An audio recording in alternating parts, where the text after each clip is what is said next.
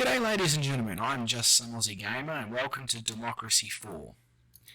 This game's just been updated recently to include Australia, so with the whole, COVID and economies dying, including Australia's, I figured let's jump in, let's have a shot, let's see if we can bring Australia back to being that, number one economy in the OECD like we were 10 years ago. Let's see what we can do. So, we'll jump in. There's compulsory voting in this country. So we'll keep that ticked. And there is more than 3 parties, but we'll go with 3 parties. So let's go with so we have the Greens and we have the Liberal Nationals, and then we have the Australian Labor Party. They're the 3 major parties. But I'm going to come at it from a centrist point of view, at least in this playthrough. So I will go up against, I guess, right wing and far left wing. So let's go with the far left wing can be, and let's just go with the Green Collective, and they can be that, and they can be the left wing, and then the Conservative Party, or the more right wing, or the family values kind of party can be. I know I can name these parties myself, but let's just see.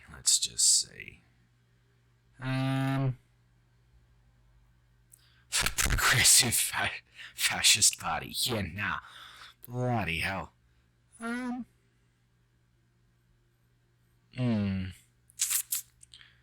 Not really anything that sort of just jumps out at me and says, this is definitely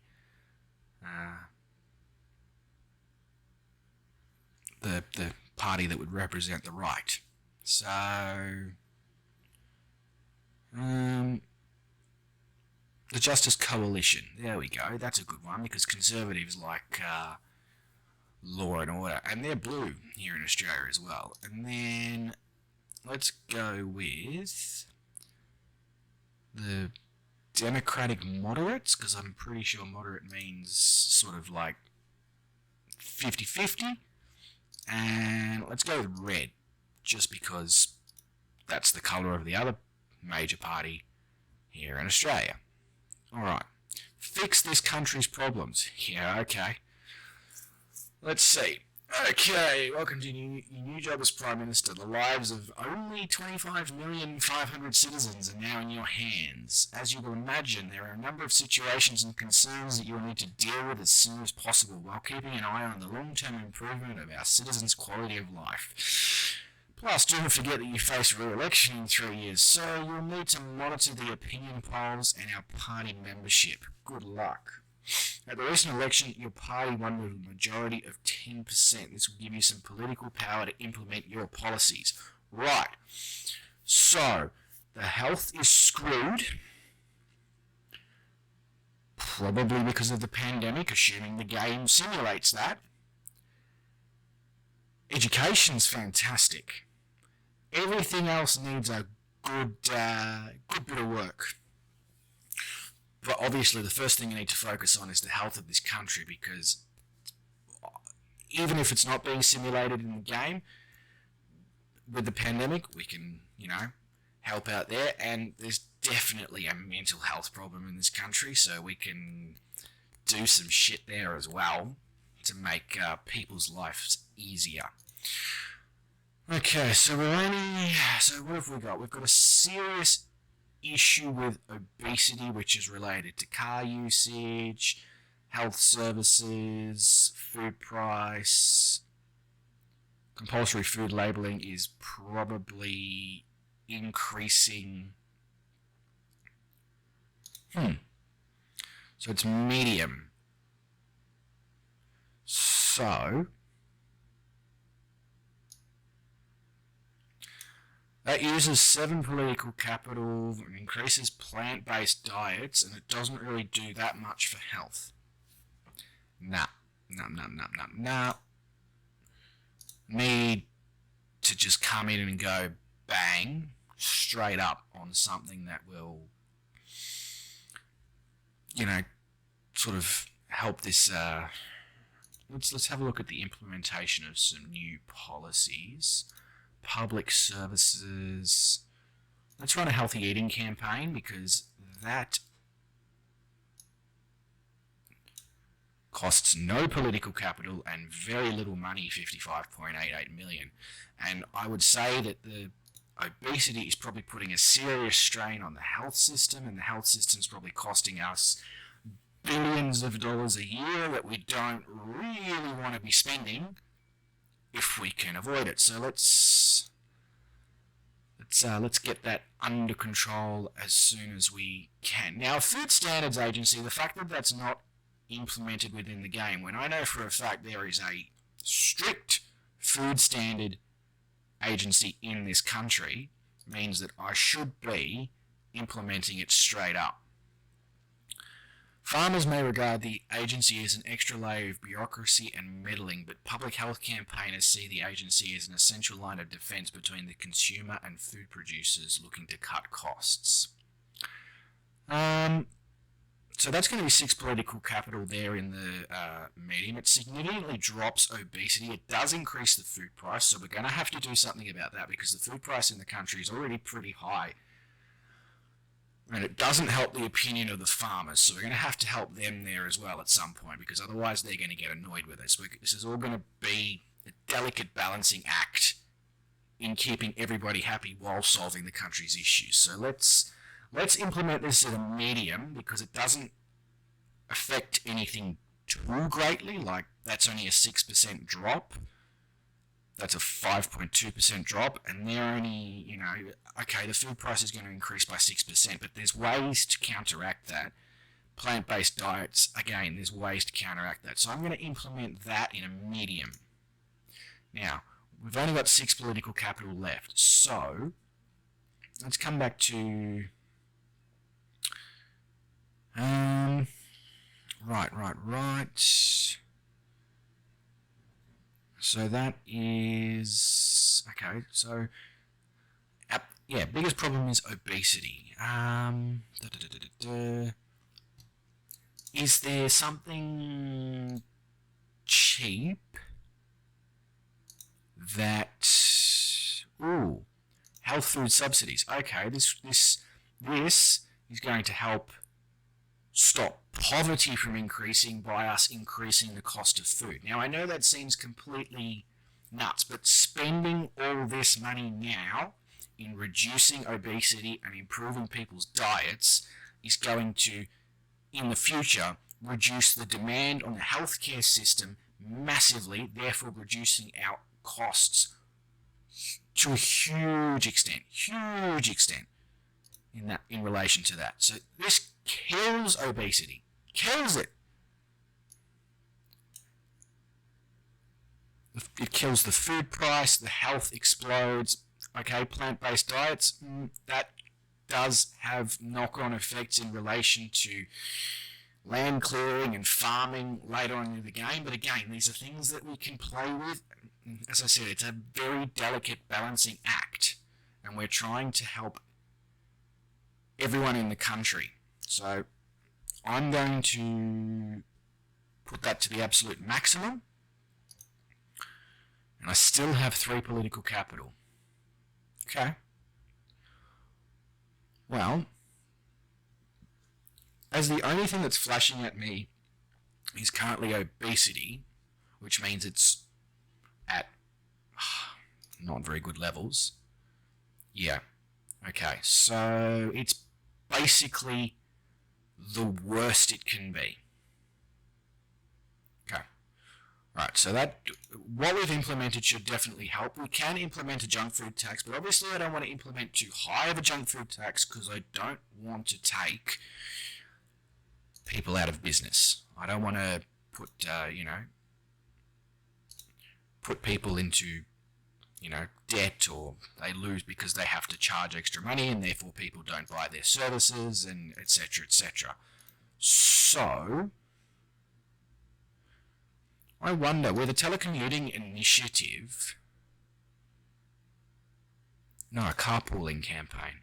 Oh, I don't really want to have people being in cars together during a pandemic when we're trying to encourage social distancing.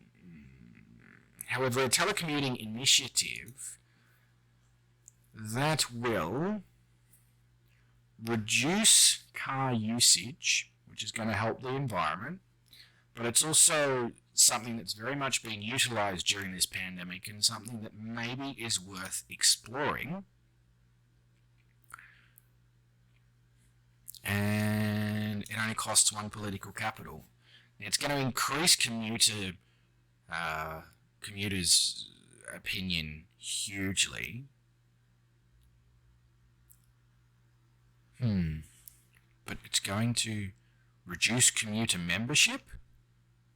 I guess because these people are now going to be able to work from home. And this policy also offers tax incentives to companies supporting this option.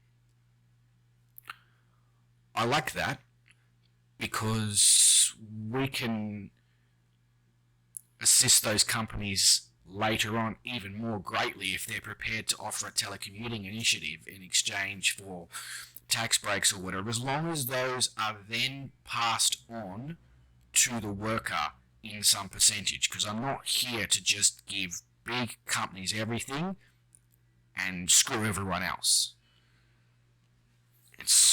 I'm a moderate or a centrist or whatever you want to. I want to, make sure that everyone is doing well, and we want the economy to explode. So I'm going to apply those changes. We're at one political capital. All right, let's head on to the next turn.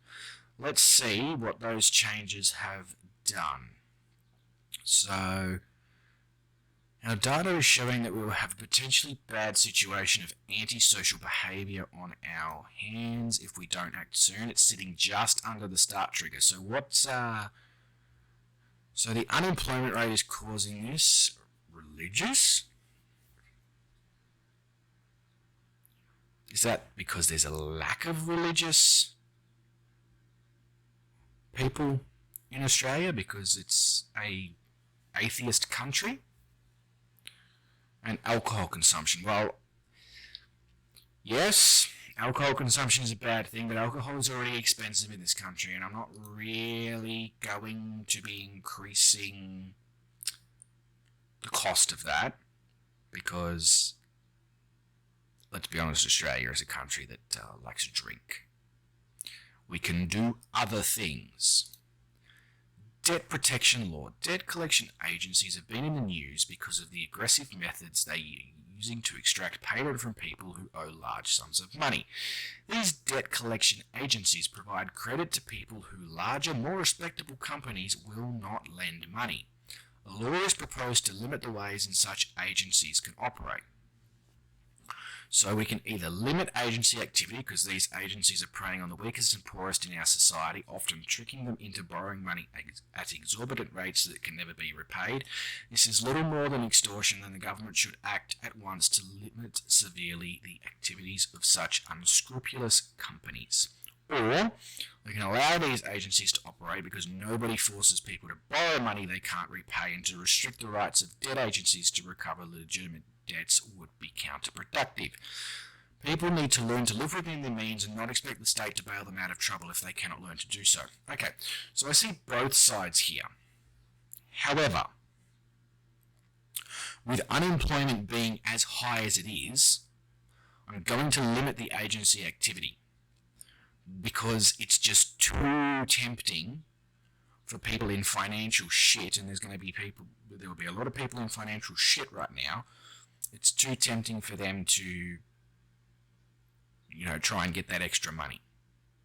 So I'm going to limit the agency activity. I know, the self-employed and the capitalists don't like that, and the socialists and the poors do. Yeah, okay, bloody, bloody, blah. Socialist communist, etc. Call me whatever you want. Alright.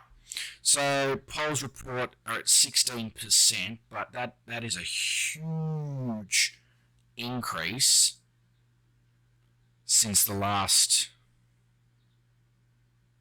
where it was at 10. So it gained 6.2% in the first turn of government. Right, disposable income. What?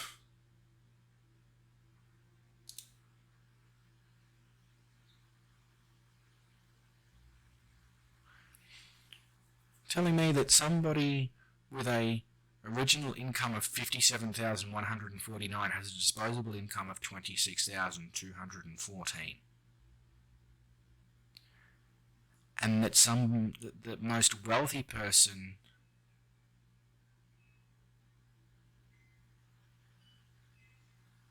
Oh, okay. I was like, what? For a minute I thought the people on the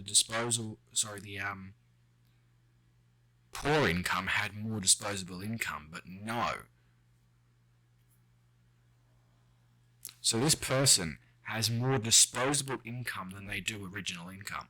So the general aim is to take all of this huge group of people that sits well, down in the poor area and even it up.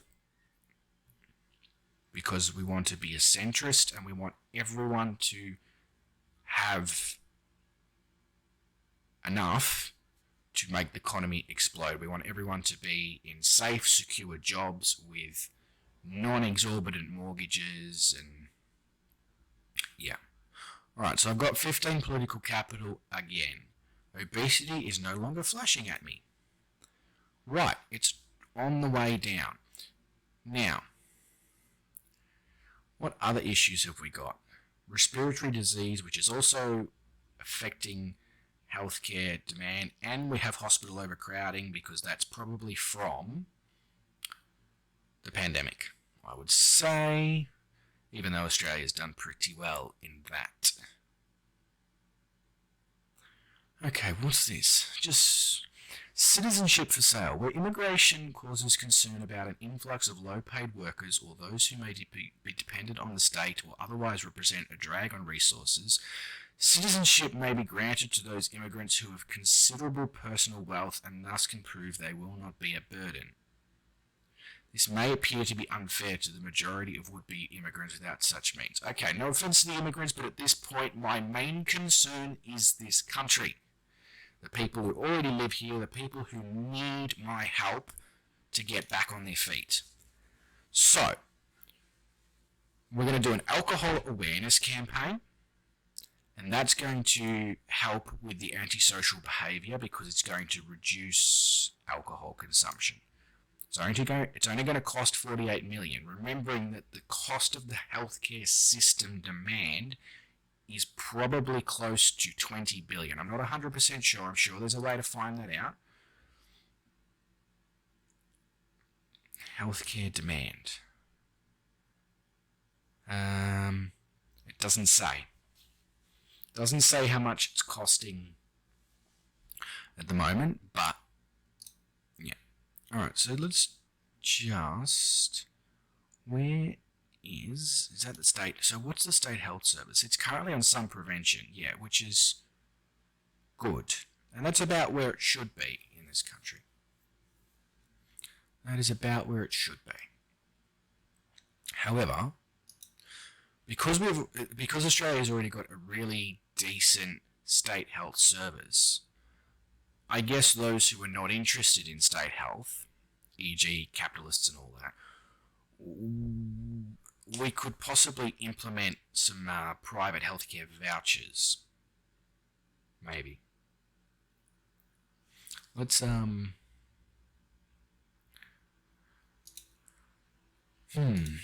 So while we're at it, to help the respiratory disease, Australia definitely has tobacco awareness campaigns, and they definitely there's a lot of them. So as I don't want to go increasing taxes on the people right at this point, because obviously coming out of a pandemic, the last thing we need to be doing is increasing people's costs. Let's just do a tobacco awareness campaign. Both of those campaigns are free, I believe, the alcohol awareness and the tobacco one. Don't want to have food stamps. We will definitely be implementing the genital mutilation ban, which I'm pretty sure is already well and truly implemented within this country. Now,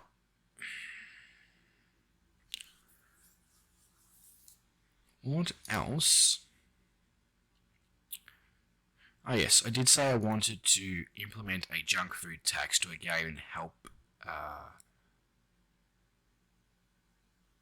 with reducing obesity. Now, it's going to affect everyone's income, which is probably not a great thing at this point. And geez, the junk food tax is already pretty high. But it doesn't. Let's just knock it up to 60%. It is costing everyone $11. That seems like a sort of, we can cope with that. We can cope with that. All right, we've got 5 more political capital. Now, I know it seems like I'm just throwing new policies out there, but these items here, the obesity, the doctor's strike, the hospital overcrowding, the respiratory disease, let's just look at the doctor's strike. So it has started.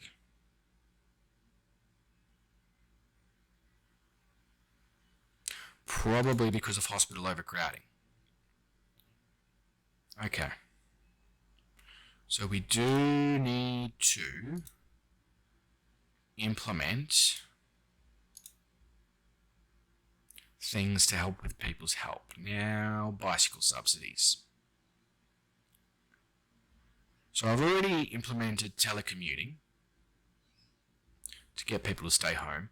I will also implement a bicycle subsidy. And no, that seems excessive. Yeah, that improves people's health and it reduces those items which are going to help with the environment. The other thing we have to be concerned about is as we cause the economy to get better and better, it's going to increase emissions because companies are going to start manufacturing at a higher rate. So I just need to be on top of that as well.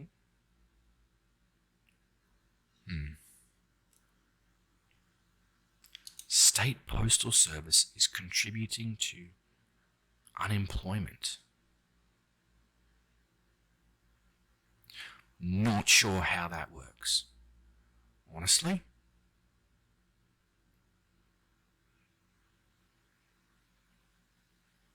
It decreases unemployment. Sorry, I'm reading that wrong. It decreases unemployment. Right.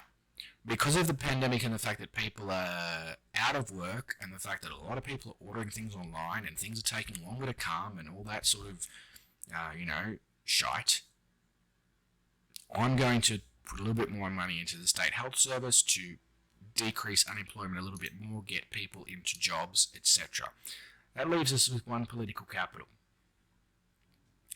So each turn, I believe, is 3 months. So let's go to the next turn. Let's see where things are at. Yeah, so I understand there is a national budget deficit of $12.49 billion. We will get to it. So we have a AAA credit rating. Our debt is definitely increasing. The global economy is sort of and our GDP is not bad. Not fantastic, but not bad. Where's the popularity at? It's still only at 16%. Right, okay. Probably because now that we've started to sort out some of these issues, like the hospital overcrowding, which is now going to drop down below the start trigger, obesity is falling massively.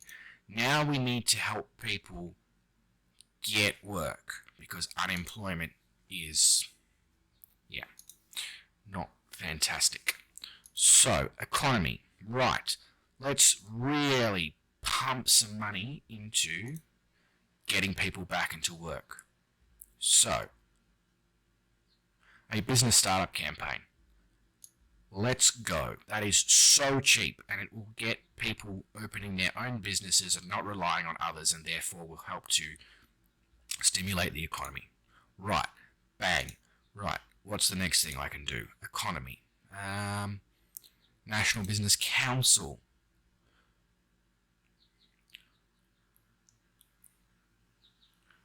Yes, it increases, and it's only 99 million. I'm aware that I'm increasing my costs, but trust me, it will. I mean, it's going to take 24 turns of inertia and 20 turns for socialism to drop, but in the long term, and that's where we're focusing. We're focusing in the long term of this country because it's going to take a while to rebuild it back to where it was. This is where we want to be. Apply that change. Let's really make it. Let's do small business grants. Maybe don't need to do quite that much.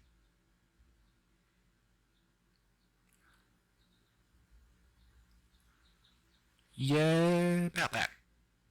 I feel.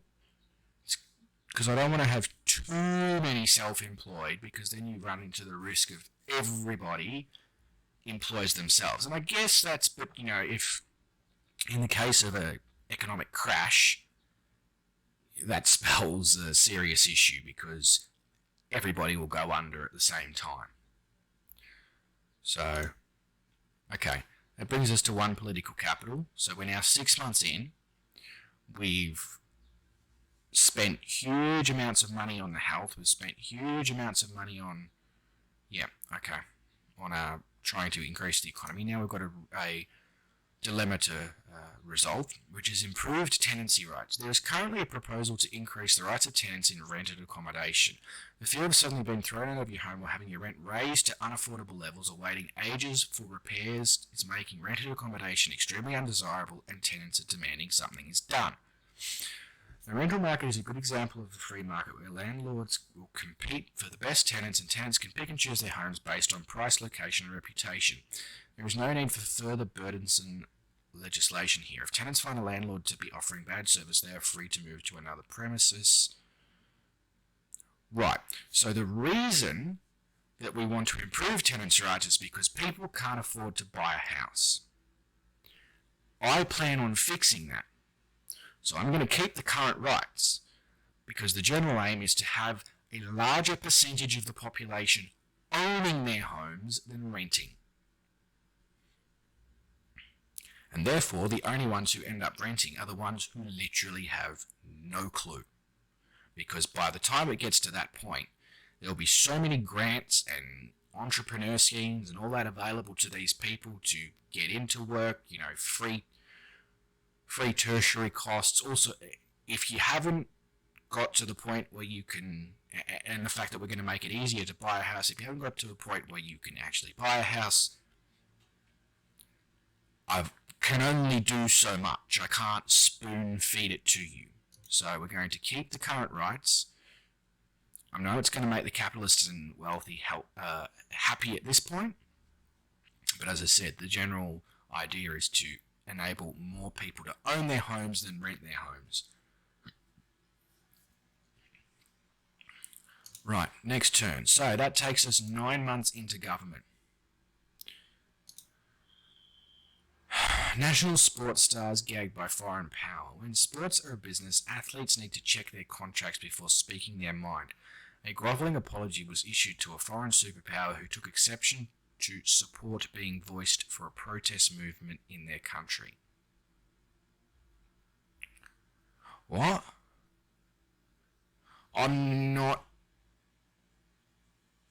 quite sure that affects us too much. I mean, it decreases people's thoughts on us, but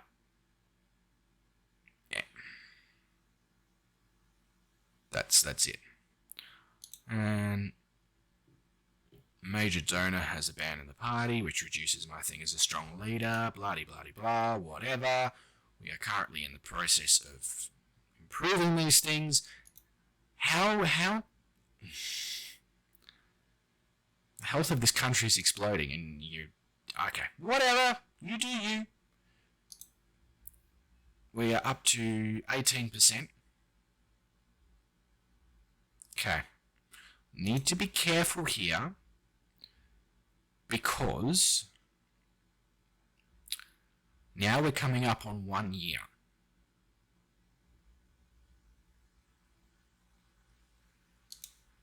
Okay. Obviously, we just need to make things easy. So, a young entrepreneur scheme.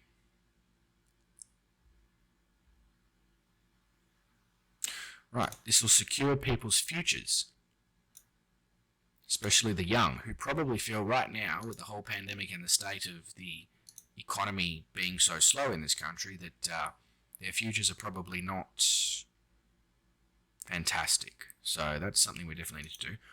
The fact that there's no work safety law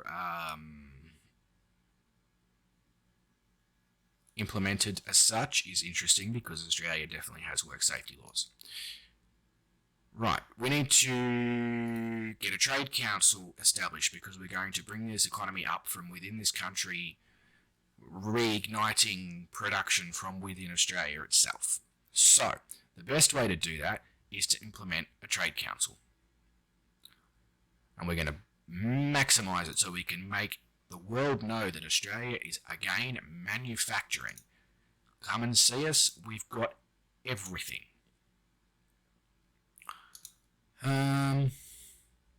Let's implement the Keep the Country Tidy campaign, because now we're starting to try and increase the economy, and that will increase the CO2 emissions in the way this game is designed, and therefore we need to obviously make it known that we don't want to kill the environment in the process of doing that, because then we're going to end up costing ourselves massive amounts of money in the future. So we'll start simple with a Keep the Country Tidy campaign, and we'll slowly work our way up from there. Law and order, no. Yeah, as I said, I don't want to implement carpooling. Cycling, a cycling campaign. So this is, I'm pretty sure I had biking subsidies before, so now this is going to be a campaign to get people to bike. I don't want to overdo it, but let's implement it at that. Now, eventually we're going to get to a point here where we're going to have to get some sort of money from somewhere. So, the retirement age is 66. At the moment, we'll leave that there. Definitely don't want to increase that. Oil drilling subsidies.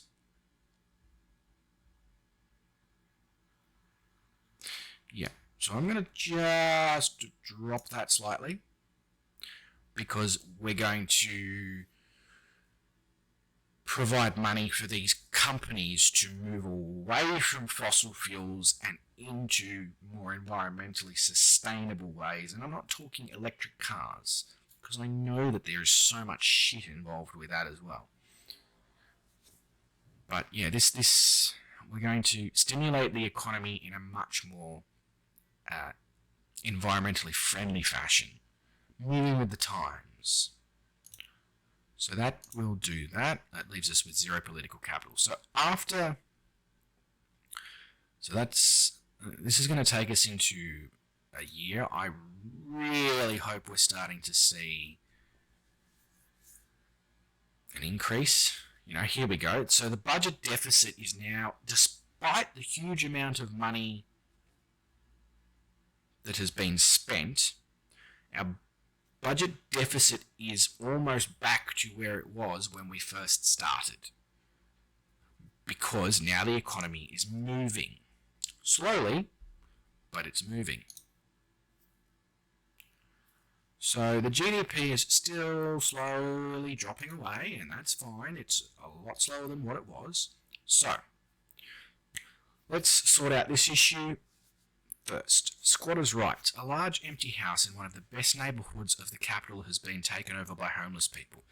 The house has been unused and empty for years, and lawyers are now arguing over whether or not the squatters have a right to remain in the property. The landlord wishes to have them evicted. If people have become so wealthy that they can own multiple houses and leave some empty, whilst meanwhile we have some citizens with nowhere to live, then it is only right and fair that these homes be put to good use. The landlord has obviously had no need for the property for many years, and it should now be legally given to the occupiers? Yeah, I'm not so sure about that. Yeah, I don't want to hand a property to thieves. Evicting the squatters is going to not help me whatsoever. But as I said, we're going to fix that problem. We just need to get to it. Yeah, I know, that hasn't helped me. However, the polls are decent. Now we're at 23.4%, and we're going into only our first year, I think, 8 turns. Yeah, so by the end of this spending of my 13 political capital, which is not great, we will have done a year of government. Okay. So, the State Water Company, yeah, can I don't want to blow money on that yet. I want to, yes, I want to put in rural development grants. This is one of the things that is going to help people save enough money to buy a house, because these rural areas is much cheaper, and by giving development grants, people are able to confidently move out there, get a job out there, start their lives or continue their lives out there without ruining their finances. They'll be able to own a house instead of renting. So, we are going to fund that to the maximum. It helps equality, people on poor earnings. It kills unemployment. The farmers love it. The GDP loves it. Yes, it increases car usage and rail usage, but we already have a telecommuting initiative and bike subsidies and bike campaign to help reduce that. That cost all the political capital. Damn. Oh well, that's, So before we go through the turn that takes us through the first year, let's have a look at the security briefing.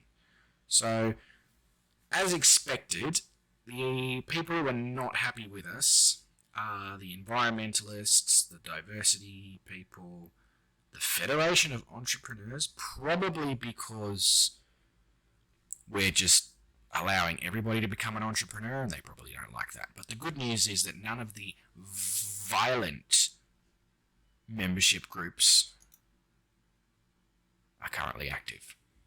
So, let's go to the next turn. We'll have a look at what the first year of government has brought us, and we'll go from there. So, first up, we have a message from the Minister.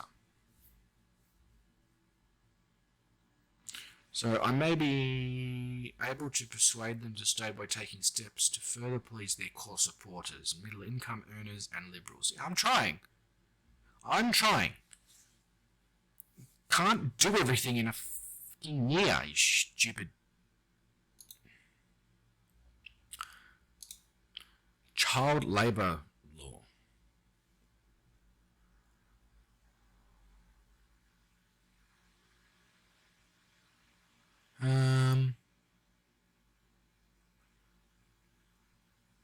Under 16, hey?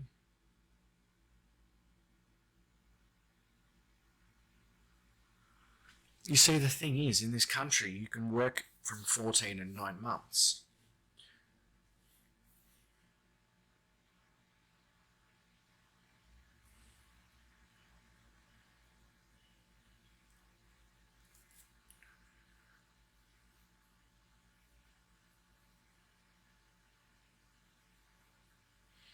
And with education so high in this country,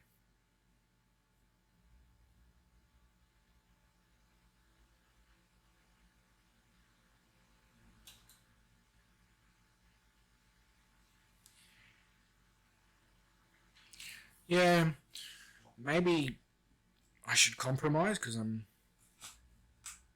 from the centre. And it'll still keep education high, and it'll still mean those kids can work if they would like to and don't. Okay. I'm going to click compromise, mainly because there's not a selection here that I would actually pick.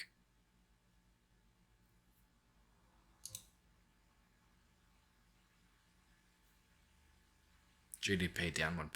Is that the only... Okay. So, again, we have a drop in voting intentions. Is anyone...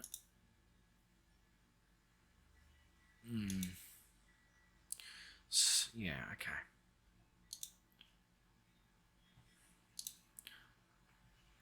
So, who is really happy with us?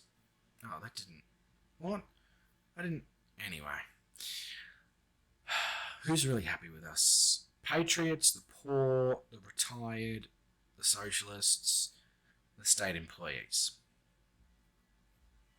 But no one's significantly unhappy with us except for parents, religious, and youth. And wealthy have increased their thoughts of us. Look, I'm pretty happy with that for a first year. So, there's still many things we can do. We have increased the debt. We have increased the deficit. We've increased the expenditure. We haven't increased the income. But we're on the way to solving obesity, which will take a huge demand off the healthcare system. In fact, let's have a look. Hospital overcrowding's down below the start trigger. Doctor strike is not really changing.